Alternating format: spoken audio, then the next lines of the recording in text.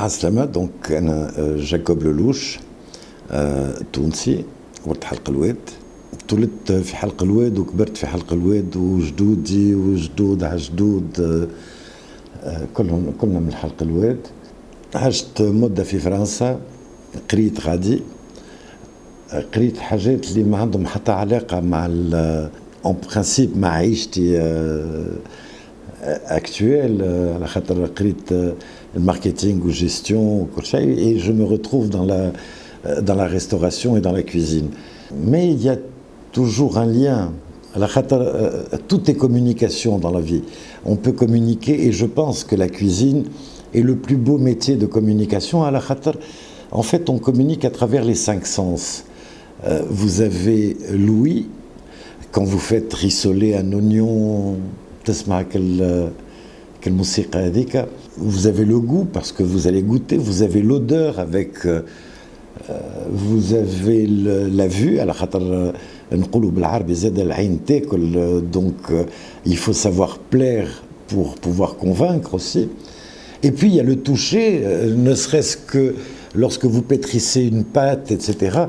Il y avait un célèbre chanteur français qui disait « Rien n'est plus beau que les mains d'une femme dans la farine ». Mais je crois que les mains d'un homme aussi dans la farine, ça peut être très bien.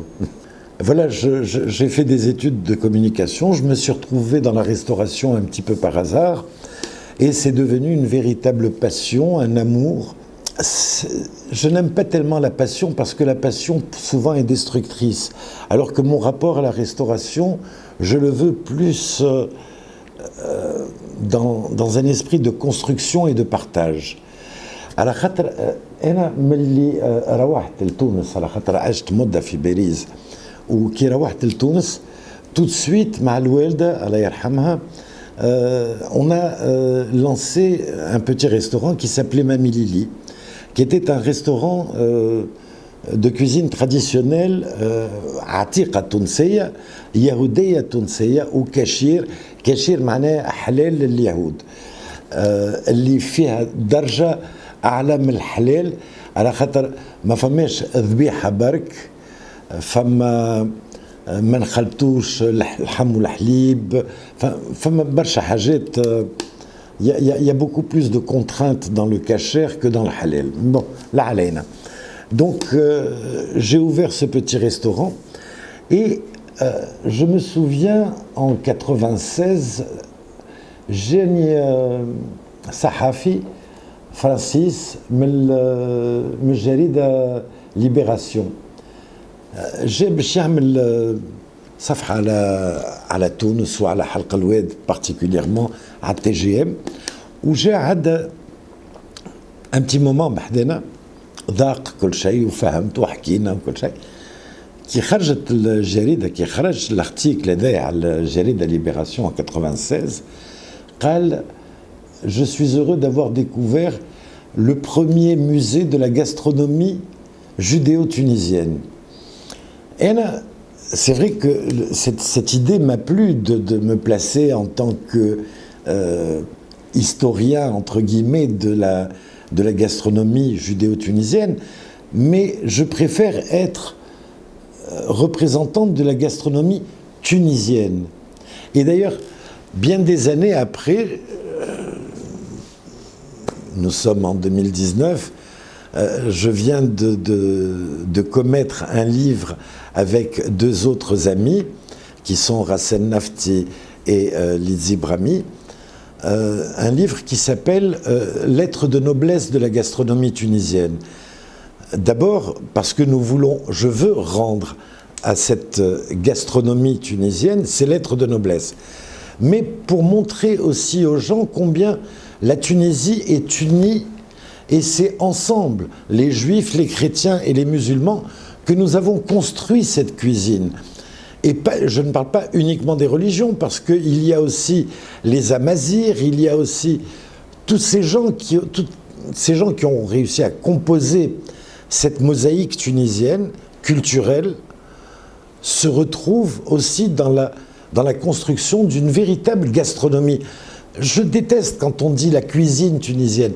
Ça n'est pas une cuisine.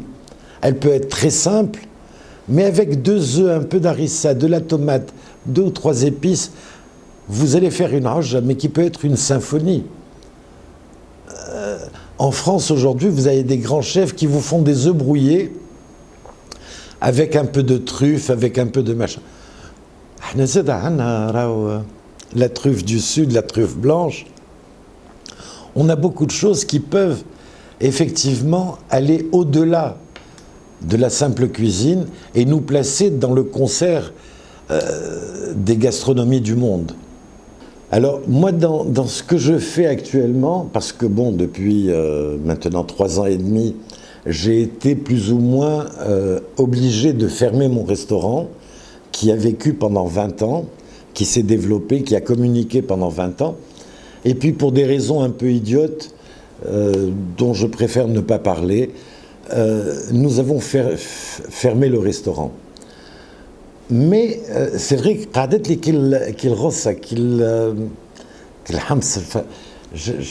j'étais pas très content parce que ça faisait 20 ans que je faisais ce travail de mémoire, parce que j'avais fait revivre de vieilles recettes familiales et puis même tunisiennes, tunisoises. J'allais chercher des trucs du côté de Tastour, voilà, de Béja. Ma grand-mère était de Béja, ma grand-mère paternelle, pardon. Donc, c'est vrai que dans ce restaurant, c'était une espèce de laboratoire de création et d'idées.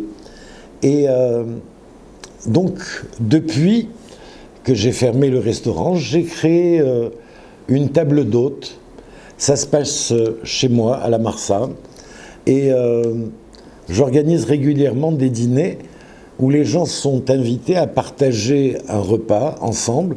Le menu est unique, enfin, c'est le même menu pour tout le monde, mais on y mange beaucoup. Il paraît très bien, d'après l'avis de beaucoup. Et voilà, donc, et puis ça permet de faire aussi, de faire en sorte que les gens puissent se représenter à nouveau, se faire des amis au-delà du virtuel, de Facebook, voilà, des réseaux sociaux. Vous savez, quand on va dans un restaurant, on y va entre amis, dans le meilleur des cas, on va planquer les portables et puis on va partager le repas. Dans le pire des cas, ils sont tous avec leur portable dans la main. Et puis, au final, ils ont passé, paraît-il, une très bonne soirée parce qu'ils ont mis des photos de ce qu'ils ont mangé sur Instagram, voilà, sur Drashnawa. C'est un petit peu ridicule. Moi, lorsque les gens viennent dîner à la maison autour de cette table d'hôtes, il n'y a pas beaucoup de couverts. On est, dans le meilleur des cas, une quinzaine de personnes. Et il y a un véritable échange. D'abord, j'interdis l'usage des portables durant le repas. Et puis, voilà, on se partage des choses. Il y a une espèce de grand buffet où on va partager des entrées, on va partager des petites salades, des petites kémias, des plats. Il y a plusieurs plats, il y a plusieurs desserts. Voilà. Et au final, les gens découvrent les gens. Et vous pouvez sortir de là, alors que vous étiez venu seul, avec 3 nouveaux amis ou 4 nouvelles copines.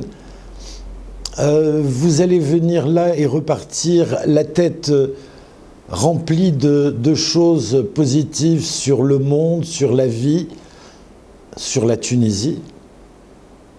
J'essaie de faire en sorte que les gens repartent fiers de ce qu'ils sont, fiers de ce que nous sommes. Et voilà. Alors, au-delà de cette actualité qui reprend depuis pas longtemps, parce que j'avais un petit peu mis les choses entre parenthèses du fait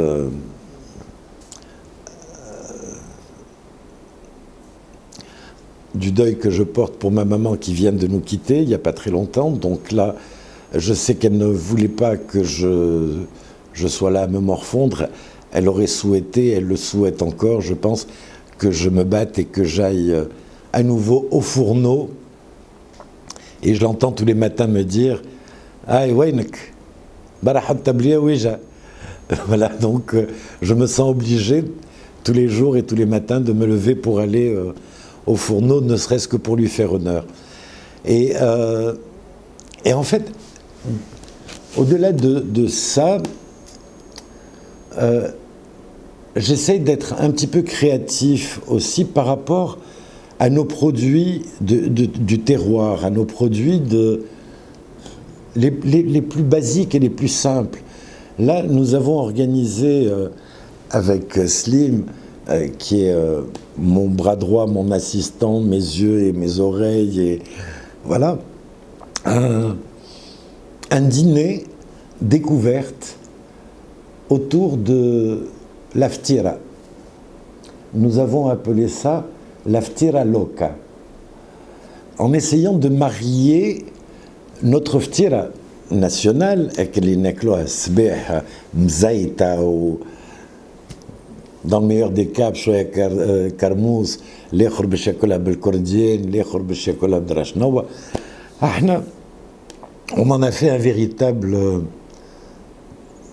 chef-d'œuvre parce qu'on a fait des mariages culturels et on a fait par exemple la ftira italienne. La ftira italienne, elle est farcie de légumes grillés avec de la ricotta, un filet de pesto, et ça vous donne tout de suite, avec une petite crème au fromage, ça vous donne une autre dimension de notre ftira. Vous avez la ftira, je ne sais pas, Tunisienne, exactement, la tunisienne, avec une rajab el-merguez, farcie d'une rajab el-merguez. Bon, ça c'est des idées, si vous voulez, que j'ai pu imaginer et puis réadapter en voyageant un petit peu à travers le monde. Vous savez, quand on va voir un autre pays, une autre ville, une autre culture, c'est bien de pouvoir aussi prendre pas que des photos, il faut savoir aussi prendre des odeurs, il faut savoir prendre des regards, prendre des goûts, prendre des choses, les amener chez nous et essayer à partir de là de magnifier un petit peu nos produits classiques. Voilà. Donc nous avons effectivement eu un très gros succès de la ftira loca, mais voilà, nous sommes un laboratoire, voilà, et nous voulons continuer à faire découvrir la Tunisie.